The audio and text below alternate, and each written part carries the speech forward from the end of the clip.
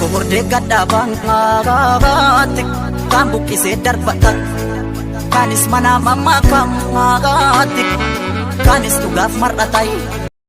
Ashamaa harka fuunee hordoftoota keenya kabajamtoota jaallatamtoota chaayinaal Fuwaad Shoo jalatti argamtan hundi keessanuu akkam jirtu jecha nageenyi kiyya kabajaaf jaalala bakka jirtan maratti simbira haa ga'u jechuun barbaada. Yeen arrammoo oduu hatattamaa shamarran biyya alaa jiraatan keessatti kan Dubaay keessatti argamtanuu fi ergaan kun bakka jirtan maratti hundi keessan bira gahuu qaba jechuudha. Kanaafuu waan adda addaa waan dhufee nu bira gahuu fi nuti asumarraan qilleensarra isiniif oolchina gara YouTube'tii jechuudha. Kanaafuu YouTube keenya subscribe godhachuudhaan eeggadhaa jechuudha. Maaliif waan adda addaa waan ho'aa gocha sokkaneessaa waan adda addaa asirratti isiniif maxxansina jechuudha nuti. Namni yeroo fi nuun gahe nuti immoo isiniif dabarsina waan ta'eef hundi keessan warri haaraa dhuftan subscribe godhachuudhaan maatii keenya ta'aa jechuun barbaada. Warra jajjirtan immoo nutis akka jabaannuuf immoo laayikii nu tuquu hin dagatinaa ulfaadhaa jechaa.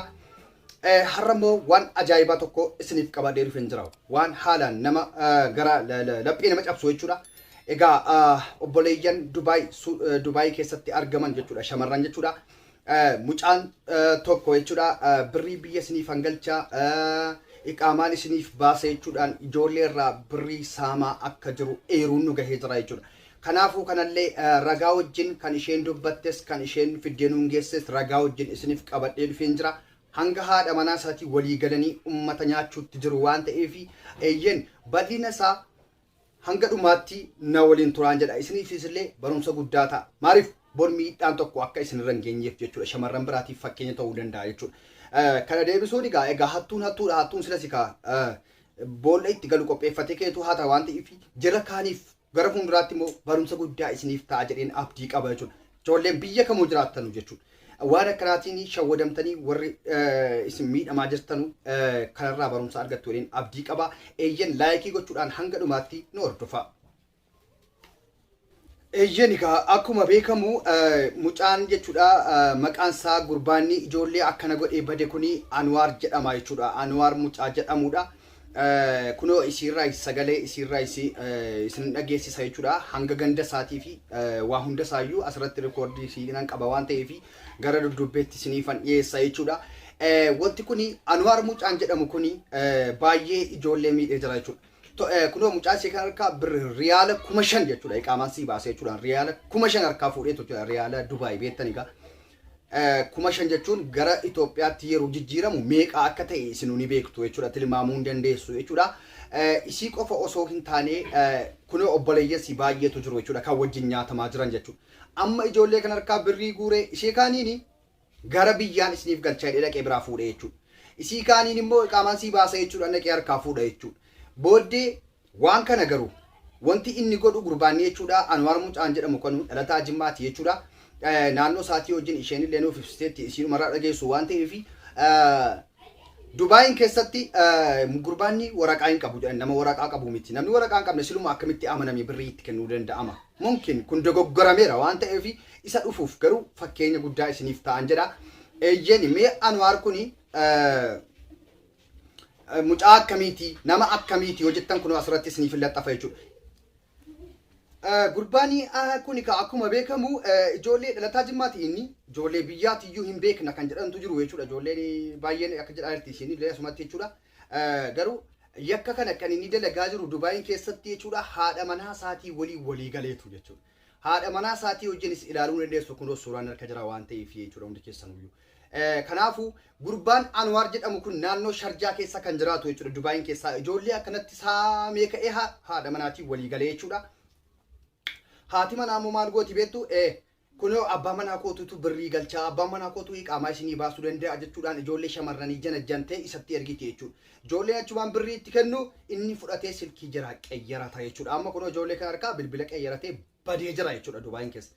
Jechuun ijoolleen hiriyoottan isaa warri sagalee kiyya kana dhageessanu haqa ijoollee kanaa akka qabdanii irraa fuutamu dhaamsa gara kiyyaati jechuudha. Maaliif yeroon akkana siin jedhu bor anarras gahuu danda'a. Bor sirras gahuu danda'a. Bor haadha manaa keerra gahuu danda'a. Bor obboleettii turuu keerra gahuu danda'a jechuudha. Yoo hadha garuu calliftee dhiifte osoo beektu calliftee dhiifte rakkoon kun mana si dhuunfuunsaa hin oolu jechuudha. Kanaafuu gurbaa kanaaf namni hiriyaa taatan wallaaltanu yoona hiriyaan dhabu waan ta'eef jechuudha. Bakka jirtan maratti waliif daddabarsaa naannoo inni jiru iyyaafadhaati haqa ijoollee kanaa nuqunnamaati kunoo toora keenya asirraa argattu nuqunnamaati ani immoo ijoollee kanaa wal isin qunnamsiisa haqa jira akka deebi'uufillee gochisiisuu waa biraa dhabdan jechuudha waa biraa yoo itti gochuu dhabdan haqa ijoollee kanaa akka inni deebisu haqa ijoollee kanaa jechuudha haadha manaatii walii galee jechuudha shamarrattiin isiinaati manaa kuni in janajjanti ijoollee janajjanti haala kanaa itti fiddi riyaala 5,000 fudhatee amma silkii qeeyyaratee jira jechuudha kunoo mee sagalee isii isin dhaggeeffachiisee keetan deebi'een nufa jechuudha hundi keessanuu dhaggeeffadhaa jechuun barbaada barumsa guddaa isiniif ta'a jechuudha ijoollee koo. السلام عليكم ورحمة الله وبركاته. والله جبري أنا جبركم عشان تبدأ تتكلم بدأت تتكلم تجمعنا درام جبركم عشان أنا سيتي بدأت تتكلم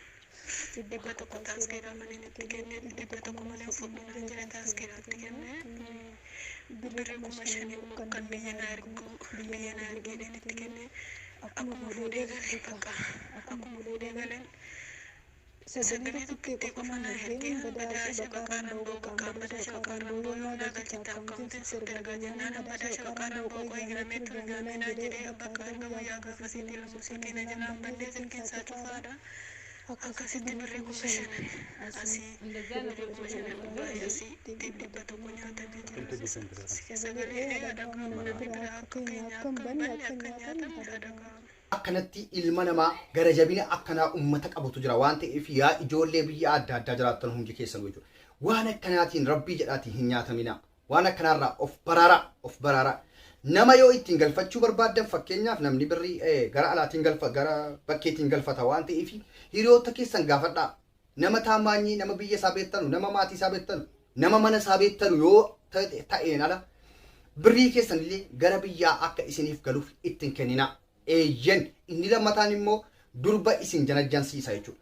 shamarraa isinitti buteetuyyuu nama birrii isiniif galchu akkanaatu jira isin jedha jechuudha akkasii godha gurbaan kun jechuudha haadha manaa isaatuyyuu shamarraatti erga jechuudha haadha manaa isaatutti amansiiftee isatti ergiti jechuudha egaa shamarraan amantii mitire abbaa manaa kooti nama gaariidha waan isin jetteef amantii waan ta'eef rakkoon akkanaatiif saaxilamanii jiru ijoolleen kun jechuudha kanaafuu gurbaan Anwaar jedhamu kun dhaamsi isinii dhaamuu barbaadu Boris mana keessan ni gaha wanti kun mana keessan lixuu ni danda'a tingi godhaa jechuudha kanaaf hundi keessan uyyuu irraa of eeggannoo godhaa gurbaan kun suuraa asirratti argitan kana jechuudha haadha manaa isaatii wajjin kunooti jechuudha gurbaan kun sharjaa keessa kan inni jiraatu ijoolleen sharjaa keessa jiraattan hundi keessanuu anis hamma hin danda'u nan iyyaafadha jechuudha naannoo inni itti argamu warri immoo hin beekna jettan kunoo toora kiyyaan naqunnamuu dandeessu waatsaappii kunoo asirra jira waan adda addaa jira maqaa keessaniin dhawwan naannoo inni jiru qofa nu xoqqamuu dandeessu jechuudha kanaan nu gargaaraa jechuun barbaada yaa obboleeyyan Dubaayin keessa jiraatan bor obboleetti kee ragaa bol haadha manaa kee ragaa bor hin beekamu jechuudha gara inni itti sirra ga'u jechuudha hattuuf gantuu akkanaa of keessaa baasaa jechuudha namni yoo rakkate rakkadheera naa kennee jechuun rakkoo tokko hin qabu jechuudha amma fakkeenyaa yaani namni duniyaaf jiraata guyyaatti du'uun beeku amma gurbaan kun birrii kana fudhatee achi ba'ee bor du'uu danda'a jechuudha Allahu aalam abbaan dhabe namni isiin dhabde amma fakkeenyaa obboleettiin keenya birrii kana dhabdeesi birrii kana bor hojjettee argachuu dandeessi fayyaa guutuu rabbiin kenneef jechuudha. Inni garuu jireenya isaatiif duniyaa isaatiif akiraa isaa balleessaa jira jechuudha. Nama badaa akkanaa duukaa hin badinaa irraa of eeggannoo godhaa irraa of qusadhaa jechuun barbaada gorsa mataa kiyyaati kuni. Itti aansuudhaan mee amma sagalee xiqqoo isin dhageessiseetan isin biraa goolaa ba'a jechuudha. Warri viidiyoo kana dhaggeeffattan laayikii tuquudhaan nullee jabeessaa nutis waan akkanaa waa adda addaa waan mudatu akkanaa isiniif finnee asirratti isiniif qooduu dandeenya isiniif barumsa akka ta'uuf jechuudha. Laayikii tuquu hin dagatinaa sheer illee gara waatsaapiitiin waliif daddabarsaa barumsa nama hunda bira gahuu qaba wanti kun jechuudha. Obboleettii keessi kaan hiriyaa kee biras sheer godhiif gara waatsaapiitiin gara iimootiin waan adda addaatiin waliif ergaa jechuun barbaada gamanumaan edde kanarraa bakka sheer jedhu tuqxanii jechuudha isiniin agarsiisa waan ta'eef kanaafuu halkan gaariin jedhaa.